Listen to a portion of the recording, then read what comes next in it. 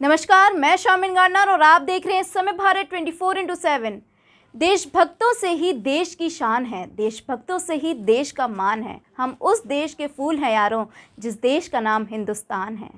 तो चलिए अब हम आपको बताते हैं कि गणतंत्र दिवस क्यों मनाया जाता है।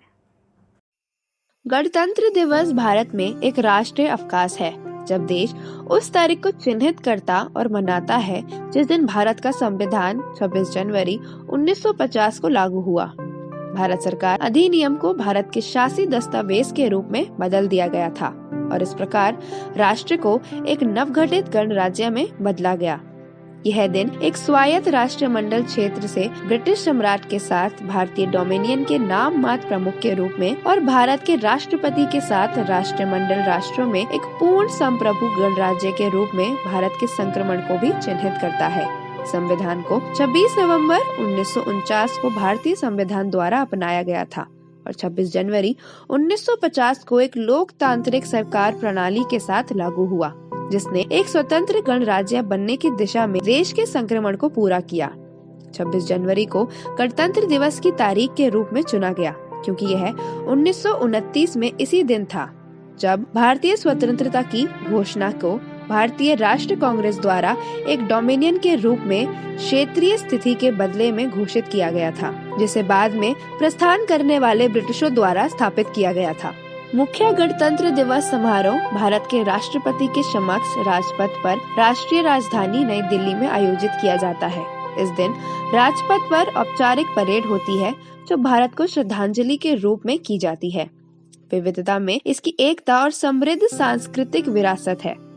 दिल्ली गणतंत्र दिवस परेड राजधानी नई दिल्ली में आयोजित की जाती है और रक्षा मंत्रालय द्वारा आयोजित होती है। इंडिया गेट के पास राजपथ पर राष्ट्रपति भवन रायसेना हिल के द्वारा से शुरू होने वाला यह आयोजन भारत के गणतंत्र दिवस समारोह का मुख्य आकर्षण है और 3 दिनों तक चलता है।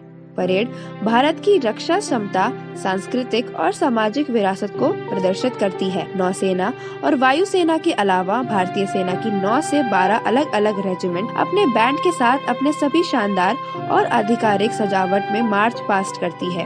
भारत के राष्ट्रपति, जो भारतीय सशस्त्र बलों के कमांडर इन चीफ है, सलामी लेते हैं। इस परेड में भारत के विभिन्न अर्धसैनिक बलों और पुलिस बलों की 12 टुकड़ियां भी हिस्सा लेती हैं। बीटिंग रिस्ट्रिक्ट समारोह आधिकारिक तौर पर गणतंत्र दिवस उत्सव के अंत को इंगित करने के बाद आयोजित किया जाता है। यह गणतंत्र दिवस के तीसरे दिन 29 जनवरी की शाम को आयोजित किया जाता है। यह सेना के 3 विंग भारतीय सेना, भारतीय नौसेना और भारतीय वायुसेना के बैंड द्वारा किया जाता है।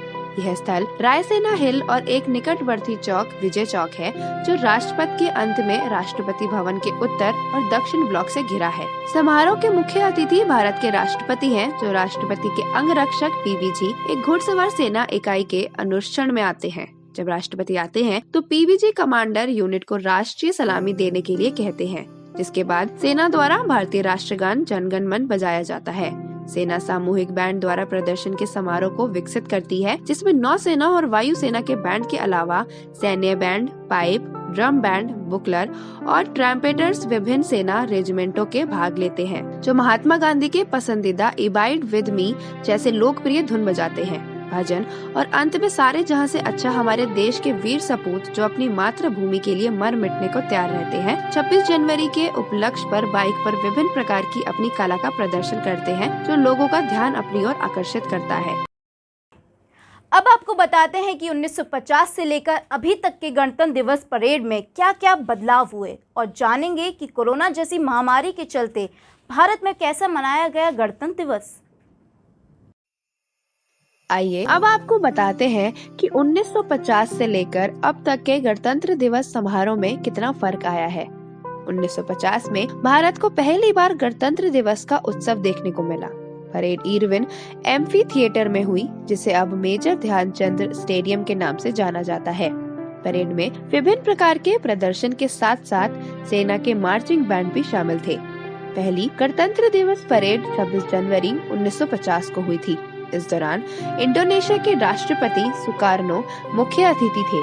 रिपब्लिक डे परेड 1950 में बहुत ही साधारण लेकिन मनोरंजक तरीके से मनाई जाती थी। उस समय भी अलग अलग रेजिमेंट्स द्वारा परेड होती थी और परेड में हाथी, घोड़े और ऊंट में भी परेड होती थी। बच्चे नृत्य प्रदर्शन कर मेहमानों व परेड देखने आए लोगों का मनोरंजन करते थे। और बात करें झांकियों की, तो उस समय झांकियों का इतना महत्व नहीं हुआ करता था। झांकियों में उतने उमंग और उल्लास से सजावट नहीं हुई करती थी। ज्यादातर झांकियों में लोग ही देखने को मिलते थे और एक गाड़ी द्वारा उसको खींचा जाता था।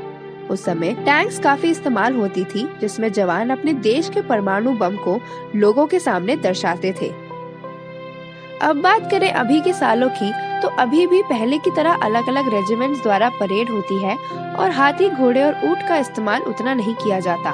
हर साल की झांकियों में नए देश और उनसे जुड़ी कुछ खास बातें अब प्रस्तुत होती हैं। झांकियों में नए नए तरीके से सजावट होती है, नई मनोरंजक प्रस्तुति होती है, जिसमें वह 2 पहिया वाहन यानी बाइक पर करतब करते दिखते हैं, जो कि दर्शकों द्वारा बहुत ही उत्साह के साथ देखने को मिलता है।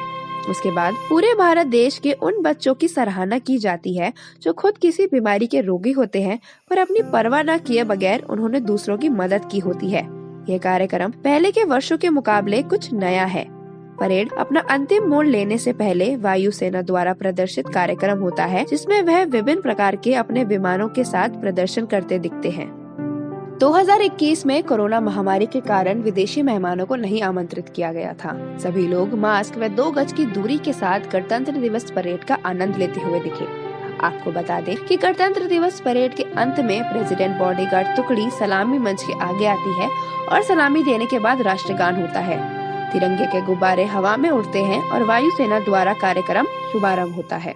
इस साल भी कोविड महामारी के चलते इस बार भी गणतंत्र दिवस परेड के रूट को शॉर्ट किया गया है। पहले परेड विजय चौक से शुरू होकर लाल किले तक जाती थी, लेकिन पिछले साल की तरह इस बार भी परेड विजय चौक से शुरू होकर इंडिया गेट के पास नेशनल स्टेडियम पर ही खत्म हो जाएगी। कोविड महामारी का साया गणतंत्र दिवस समारोह पर इस बार भी मंडरा रहा है। इसके चलते पहले परेड रूट 8.3 किलोमीटर होता था, वो अब घटकर 3.3 किलोमीटर ही रह गया है। मतलब परेड रूट 5 किलोमीटर कम किया गया है। हालांकि परेड के बाद निकलने वाली झांकियां लाल किले पर जाकर ही खत्म होंगी। कोविड महामारी के चलते इस बार भी कई बदलाव किए गए हैं, जिसमें 26 जनवरी की परेड जिनके पास टिकट और पास होंगे वो ही परेड देख सकेंगे। बाकी लोग घर पर टीवी पर परेड देखेंगे।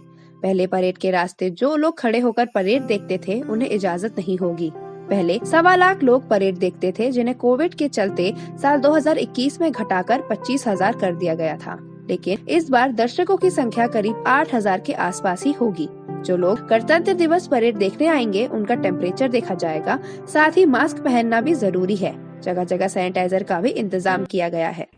देशभक्त शहीदों के बलिदान से स्वतंत्र हुए हैं हम। कोई पूछे कौन हो तो गर्व से कहेंगे भारतीय हैं हम। आप सभी देशवासियों को समय भारत 24/7 की तरफ से गणतंत्र दिवस की हार्दिक शुभकामनाएं। ऐसी ही बड़ी खबरों को जानने के लिए बने रहें समय भारत 24/7 के साथ। तब तक के लिए धन्यवाद।